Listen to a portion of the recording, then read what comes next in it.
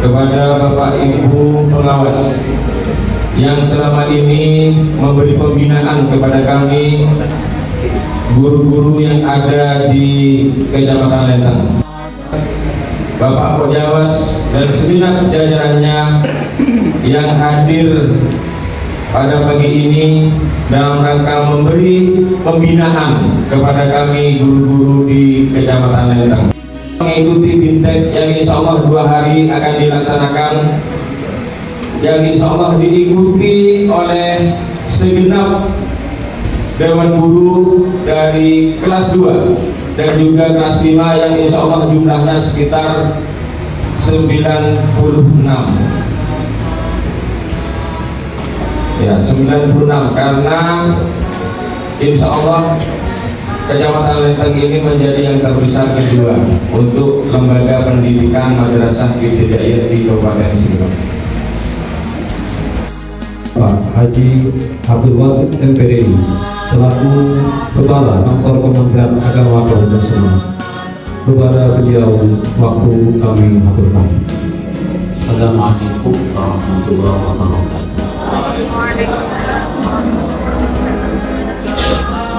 Bismillahirrahmanirrahim. Hamdan wa syukran lillah, salatan wa salaman ala rasulillah wa ala alihi wa sahbihi wa man. Seorang guru mau sertifikasi tidak sertifikasi itu sebenarnya tugasnya tidak banyak. Berapa tugas guru? Hanya 3. Berapa tugas guru? Apa saja yang 3? Pertama adalah merencanakan pembelajaran, yang kedua melaksanakan pembelajaran, yang ketiga melakukan penilaian pembelajaran. Hanya 3 tugas.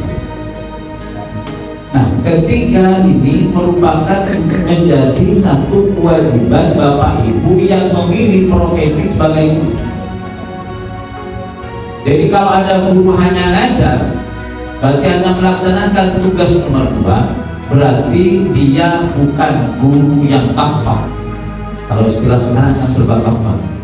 Belum menjadi guru yang totalitas sebagai seorang guru. Karena guru yang totalitas mengerjakan 3 hal. Pertama, merencanakan. Jadi sebelum panjenengan masuk ke dalam kelas sudah punya sesuatu apa yang akan dilakukan di kelas, itu sudah ada di dalam perencanaan pembelajaran yang sekarang namanya modul ajar juga disana. Kenapa kita tidak ingin berspekulasi dengan anak didik?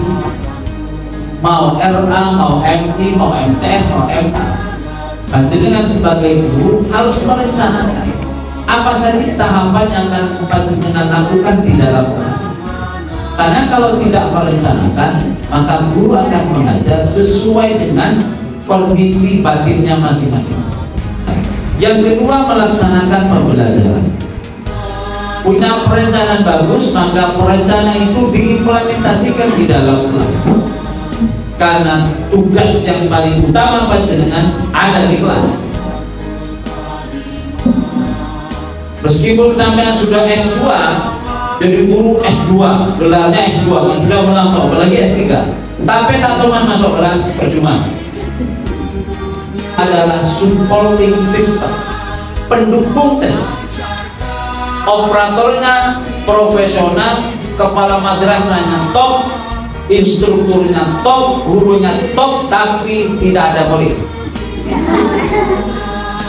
Atau gurunya tidak masuk kelas, tidak punya dampak. Sehingga melaksanakan pembelajaran. Makanya ketika melaksanakan pembelajaran, jangan lupa implementasikan, aplikasikan metodenya apa, medianya apa, strategi pembelajarannya apa, kemudian lain-lainnya, manajemen kelasnya seperti apa. Itu ketika panjenengan ngajar mengikhlas. Itu yang kedua. Jadi jangan sering absen, terutama yang sudah sertifikasi.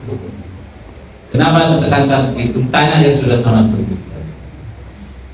Yang ketiga, setelah merencanakan dan melaksanakan, maka harus melakukan evaluasi atau penilaian. Dalam rangka apa? Satu, untuk mengetahui sejauh mana capaian pembelajaran kita. Sekilas mungkin anak-anak paham semuanya, setelah dievaluasi kok di bawah 50. Ada apa? Yang salah siapa?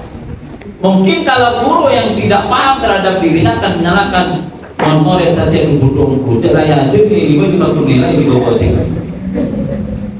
Padahal sebenarnya di antara manfaat evaluasi itu, satu, kita ingin mengukur kemampuan siswa setelah mendapatkan pembelajaran dari kita. Yang kedua juga evaluasi kepada diri kita. Apakah materi kita sampai tidak? Kalau tidak sampai, faktornya apa? Faktor cara panjenengan menjelaskan, faktor metode yang dipakai, strategi yang dipakai, atau faktor media yang dipakai. Jangan selalu menyalahkan murid. Murid saya tak tahu. Salah melakukan. Itu kan stigma kita pada murid. Padahal kita yang ngajar hanya pakai satu metode utama yang dari dulu sampai sekarang dipakai apa? Metode ceramah. Lihat kompaknya jawab, saya kira rata-rata pakai sebenarnya. Satu apa? Merencanakan, evaluasi atau menilai pembelajaran. Tiga ini bagian dari tugas Bapak Ibu sebagai guru. Sertifikasi, tidak sertifikasi, PNS dan PNS, pilihan profesi sebagai guru, tiga hal. Sudah tidak ada yang lain. Nah, sehingga kalau tiga hal ini, maka Bapak Ibu berarti sudah melakukan. Terutama yang sudah sertifikasi, ya persyaratan misalnya pengawasnya minta modul aja, ya memang harus buat. Karena itu kewajiban, bukan pengawas mengada-ada. Nah, yang menjadi tugas kita bersama. Sehingga modul ajar itu sebenarnya menjadi kewajiban personal semua guru, lebih-lebih yang sudah sertifikasi. Jangan hanya nuntut saja, Pak, kewajibannya baru bicara hak. Kalau hak terus yang dibicarakan, selalu nanya-nanya, biasanya kewajibannya dari situ. Soalnya, simpatifikasi harus buat. Besok ke Penma, laku Penma tuh, ngurusi batingan tuh, kapan ngajar? Mau ada operatornya tuh ngurusi. Itu Bapak Ibu sekalian, sehingga di sinilah. Kalau misalnya begitu, sampai tidak usah nanya, Pak ini yang bulan ini, yang tahun ini, sampai tidak usah nanya. Kita pasti terus memproses. Ada yang mau nanya kan? Makanya saya jawab duluan. Jadi itu sehingga ini untuk kaitannya dengan tugas fungsi seorang guru.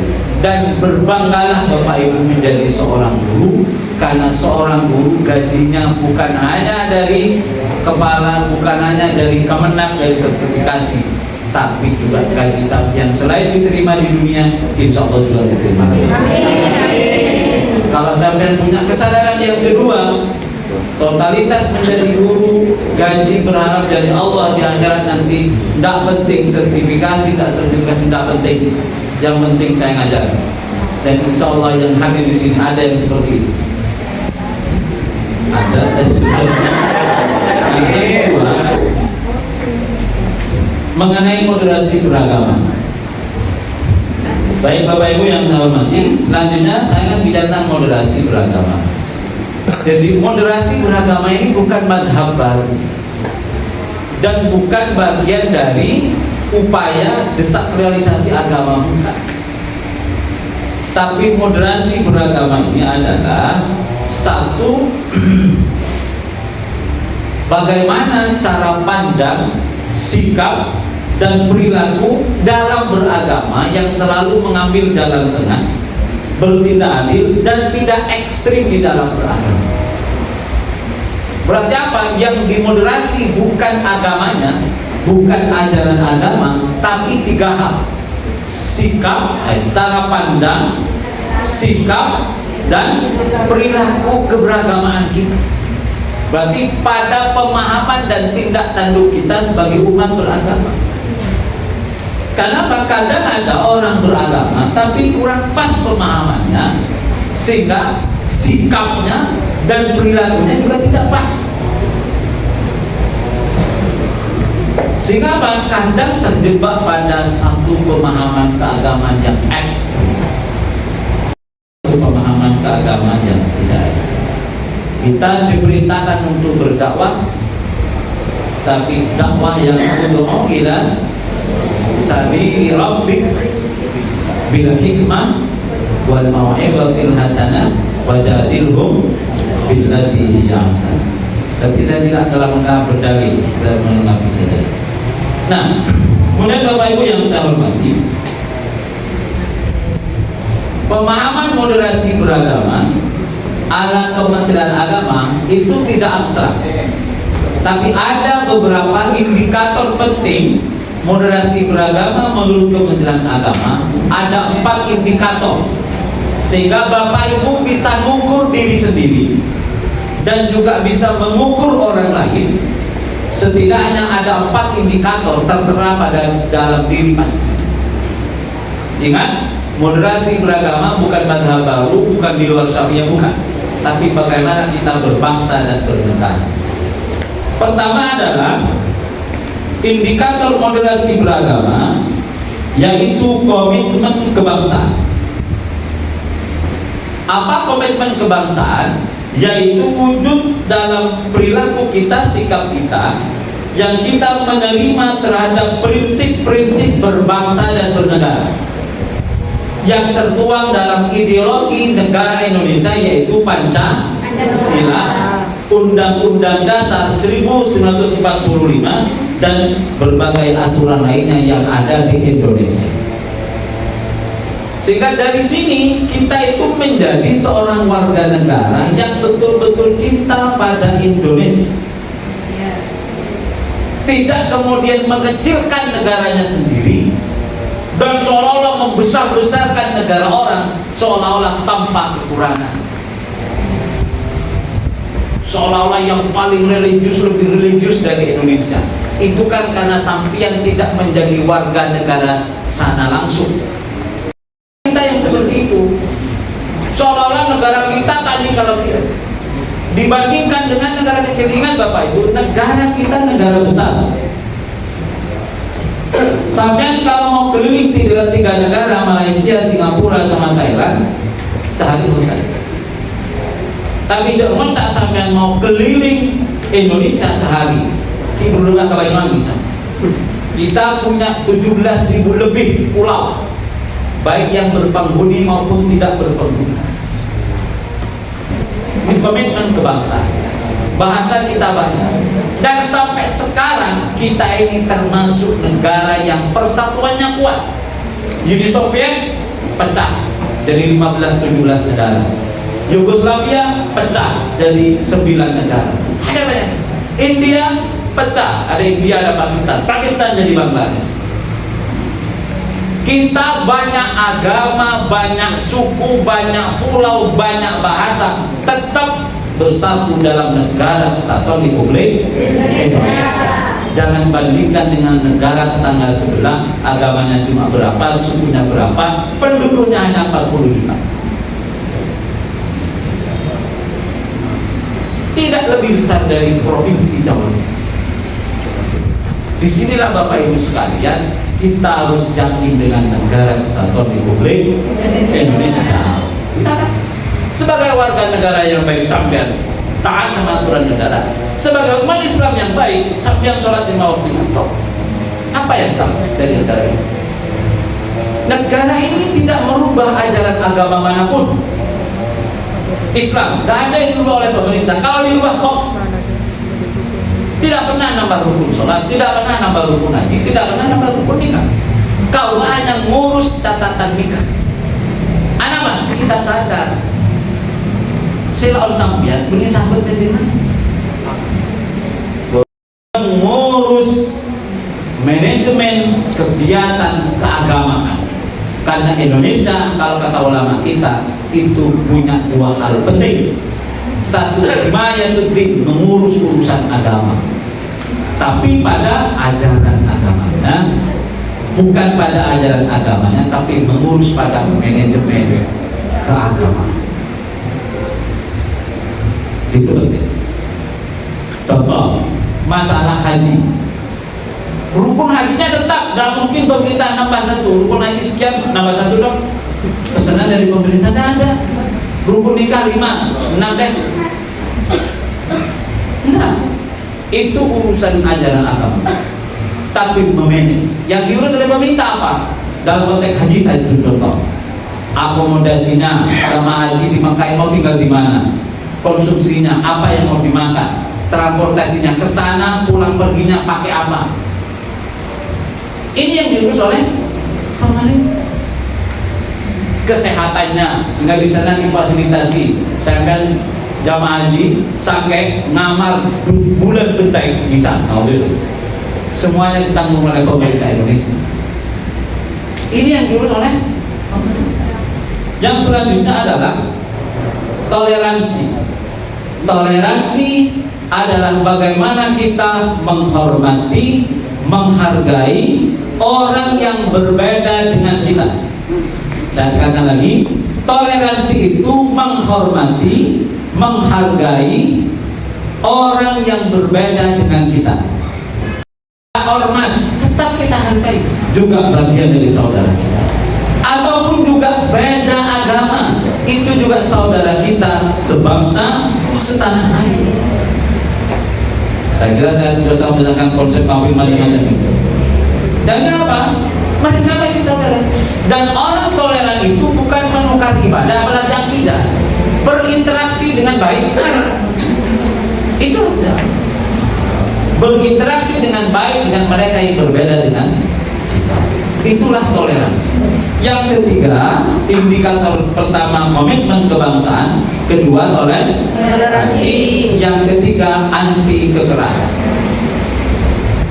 Kekerasan ini macam-macam. Ada kekerasan fisik, novel, pakai novel ini. Ada kekerasan verbal, kata-kata. Banyak lagi bentuk-bentuk kekerasan. Nah, hari ini Bapak Ibu sebagai ibu harus betul-betul bisa menghindari berbagai tindak kekerasan itu. Karena kita ini contoh bagi murid-murid kita. Guru uswah hasanah bagi murid-murid. Moderasi beragama yang adalah penerimaan, penghargaan atau penghormatan terhadap tradisi budaya lokal. Tentunya tradisi dan budaya lokal yang positif. Jangan mudah mengharam-haramkan, jangan mudah membid'ah-bid'ahkan, apalagi mengkafirkan. Karena kadang ketidaktahuan kita saja. Inilah pentingnya kita memahami, menerima dan menghargai tradisi lokal di masyarakat. Makanya gampang. Yang terakhir, saya kira itu yang bisa saya sampaikan. Terima kasih atas perhatiannya. Yang pasti saya ucapkan terima kasih pada KKM MI Kecamatan Benteng, pada seluruh pengurus KKM, dan juga terima kasih saya sampaikan kepada seluruh pengawas yang telah ikut memfasilitasi terlaksananya kegiatan BIMTEK kurikulum Merdeka ini. Juga terima kasih kami sampaikan kepada pihak penerbit PT 3 Serakai yang ikut serta memfasilitasi kegiatan pada pagi hari ini sampai besok. Insya Allah semoga semuanya yang terlibat mendapatkan tambahan rezeki dari Allah Subhanahu wa taala. Tambah barokah semuanya. Bi barakatil Fatihah.